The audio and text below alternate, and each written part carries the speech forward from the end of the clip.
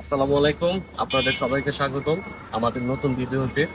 আর আজকে আপনারা জানেন এই জিনিসটা জানা থাকবে সোশ্যাল মিডিয়ার মাধ্যমে। সেটা হলো দীর্ঘ 75 বছর পর আমাদের বাংলাদেশে এই দীর্ঘ 28 দিন তাপদাহ চলতেছে।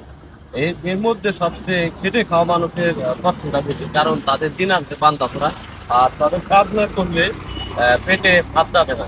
তো সেই সমস্ত মানুষদের কাছে আমরা যে সামান্য কিছু মানে মিনারেল ওয়াটার আর একটা খাবার স্যালাইন দেওয়ার জন্য কাজ করতে, কারণ এই প্রচন্ড তাপ দোহে হিট স্ট্রোকের ঝুঁকিটা বেশি।